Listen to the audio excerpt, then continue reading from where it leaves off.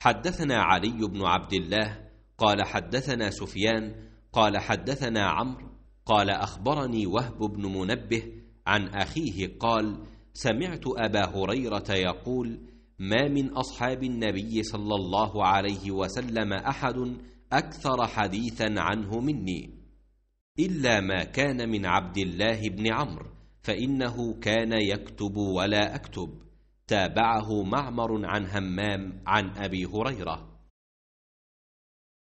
वहब बिन मुंबाह के भाई कहते हैं कि मैंने हज़रत अबू हुरैरा रज़ियल्लाहु ताला अन्हु को कहते हुए सुना कि रसूल अल्लाह सल्लल्लाहु अलैहि वसल्लम के सहाबा में अब्दुल्ला बिन उमर रज़ियल्लाहु अन्हु के अलावा मुझसे ज़्यादा कोई हदीस बयान करने वाला नहीं था, मगर वो लिख लिया करते थे और मैं लिखता नहीं था। सही बुखारी हदीस नंबर 113।